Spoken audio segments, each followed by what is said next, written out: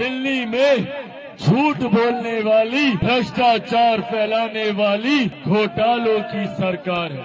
आगे बढ़ने का कार्य हमारी सरकार करी और ये कोई खुद मैंने प्रचार किया है कई भाजपा की सीटों पर, एक सीट पर। दिल्ली के इलेक्शंस के बाद अब बिहार के इलेक्शन आने वाले हैं और बिहार को लेकर के काफ़ी कुछ चुनौतियां बन रही है। और देखा जाए कि दो कंटेस्टेंट ऐसे हैं जिसको लेकर के बिहार में ज़्यादा चर्चा चलने वाली है, और एक तो चिराग पासवान है, दूसरा नीतीश कुमार है। ये कंटेस्टेंट ऐसा है कि एक ही थाली में रहते हैं लेकिन अपने आप में एक बड़ा कंटेस्टेंट है। अगर देखा जाए तो दाल और चावल एक थाली में खाते हैं, लेकिन दाल कभी भारी पड़ जाता है, कभी चावल भारी पड़ जाता है। यानी इसको लेकर करके काफ़ी कुछ मिजाज अब बदलने वाला है, क्योंकि यह प्रत्याशी दोनों दिल्ली में अभी है। अब देखिए कि बीजेपी ने दोनों को एक एक सीट दिया है दिल्ली में, और एक है चिराग पासवान को और दूसरा है नीतीश कुमार को। दोनों को एक एक सीट मिला है, एक को देवली सीट मिला है, एक को बुराड़ी सीट मिला है। अब डिपेंड करता है कि दोनों सीट पर कौन उभर रहा है। जो ज़्यादा उभरेगा, जो ज़्यादा अच्छा लोकप्रियता बटोरेगा, इसका मतलब है कि वो एक लोकप्रिय नेता के रूप में आ गया है। उसका रिफ्लेक्शंस अब बिहार से भी बाहर है, और वैसे नेता का हर जगह स्वागत किया जाता है। अगर वो अपनी गरिमा बाहर में भी दिखाए तो उसकी अपनी क्षेत्र पे भी उसकी गरिमा बन जाती है।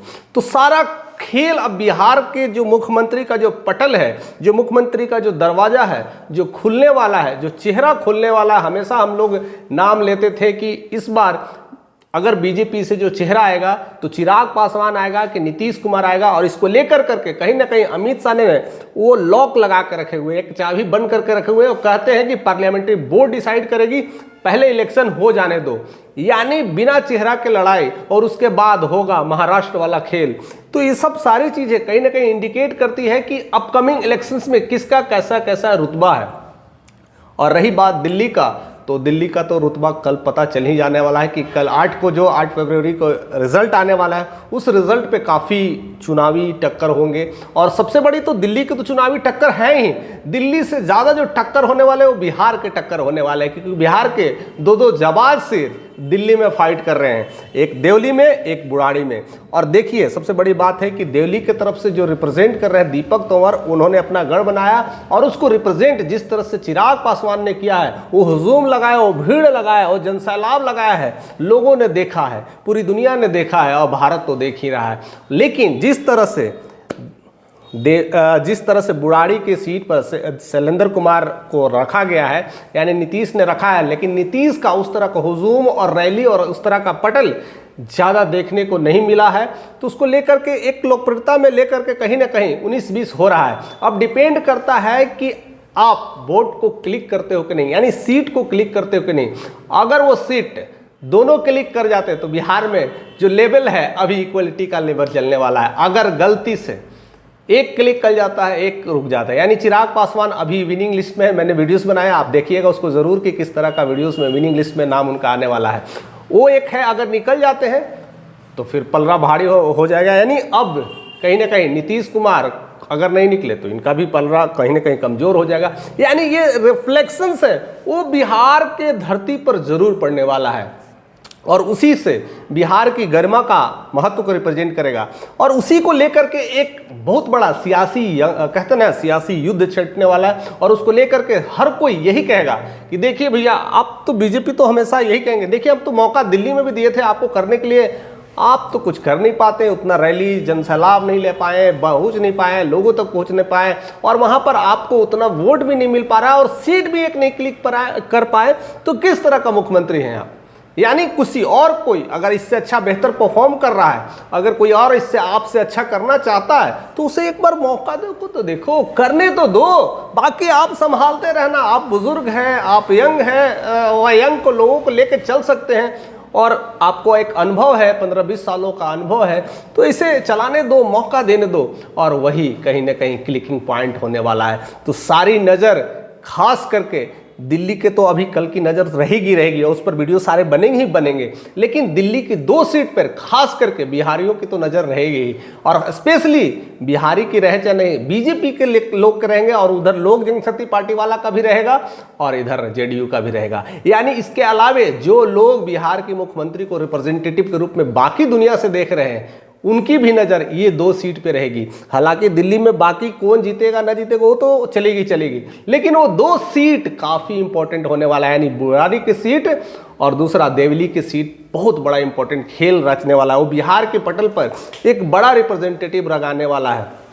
तो क्या लगता है कि बुराड़ी में नीतीश कुमार अपनी जलवा बिखेर पाएंगे कि देवली में कहीं ना कहीं चिराग बिखेर पाएंगे? इस दोनों में जो युद्ध है वो महायुद्ध का रिप्रेजेंटेशन कहीं ना कहीं बिहार में भी दिखने वाला है तो दोनों एक ही साथ रहने वाले हैं, एक ही साथ काम करने वाले हैं, लेकिन लोकप्रियता के मामले में अगर चिराग आगे निकल गए तो शायद बिहार में भी वो जो चेहरा जो मुख्यमंत्री को लेकर के जितनी युवा उनको कहीं ना कहीं रिप्रेजेंटेटिव करने वाले हैं, कहीं ना कहीं उनकी मांग रख रहे हैं, उनको डिमांड कर रहे हैं या उनको मुख्यमंत्री के रूप में चेहरा देखना चाहते हैं, तो शायद वह धीरे धीरे क्लोजिंग पॉइंट पे आ सकते हैं या उनको चेहरा मिल सकता है। और बीजेपी की तरफ से या कह सकते हैं एनडीए की तरफ से वो चेहरा रिफ्लेक्ट भी होने लगा है। कहीं ना कहीं सुबुगाहट हो रही है, लोग जाने और अनजाने नाम तो उन्हीं का ले रहे हैं, लेकिन जैसी वो जीत भी होगी तो उसके बाद वो लेवल जो कह सकते हैं ना, लेवल एक बहुत तेज बढ़ने वाला है और उसको रोकने के लिए फिर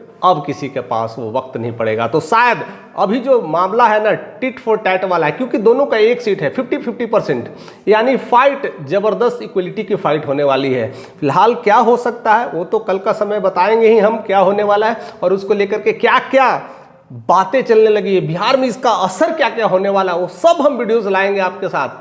वो सारी चीजें बताएंगे कि अब वो 2 सीट को लेकर के बिहार के लोगों में मानसिकता क्या क्या फैल रही है, लोग पार्टी कार्यकर्ता उनके बारे में एज ए लीडर के बारे में क्या सोच रहे हैं और as a Nitish as a leader के बारे में क्या सोच रहे हैं, यानी उसका टोटल रिफ्लेक्शंस बिहार पे जबरदस्त पड़ने वाला है। और जो भी हो, दिल्ली का सीट भी काफ़ी इंपॉर्टेंट है, अगर वो जीत पाएंगे, अगर विनिंग हो पाएंगे तो वहाँ का भी एक स्थितियाँ बदलेगी, वहाँ की परिस्थितियाँ बदलेगी और उसको लेकर के काफ़ी लोग तो तैयारी कर ही रहे हैं। उसके बाद रिजल्ट, सब कुछ रिजल्ट पे डिपेंड करता है कि पब्लिक किसे सपोर्ट कर रही है।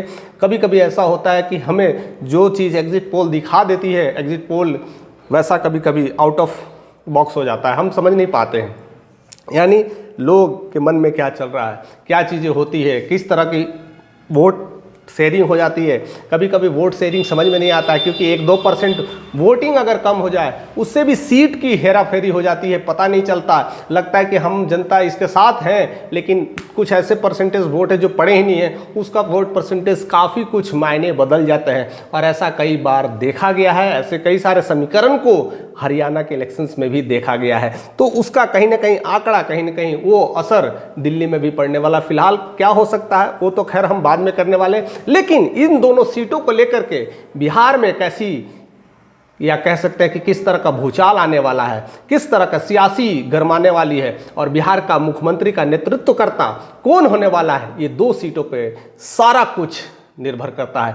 तो आप ही बताइए हमें कमेंट करके कि ये 2 सीटें जो है नीतीश के और चिराग के, कौन ज़्यादा क्लिकिंग करने वाले हैं, कि कौन से प्रत्याशी ज़्यादा क्लिक करेंगे, यानी शैलेंद्र कुमार करने वाले हैं या दीपक तंवर करने वाले। इन दोनों खबरों पे साथ हमारे साथ ऐसे ही बने रहिए। अगर चैनल पे नए हैं तो ज़रूर से ज़रूर सब्सक्राइब करें, क्योंकि कल महायुद्ध होने वाला है। वो सब सारी वीडियोस वो देखना ना भूलें, क्योंकि वो ज़बरदस्त होने वाला है।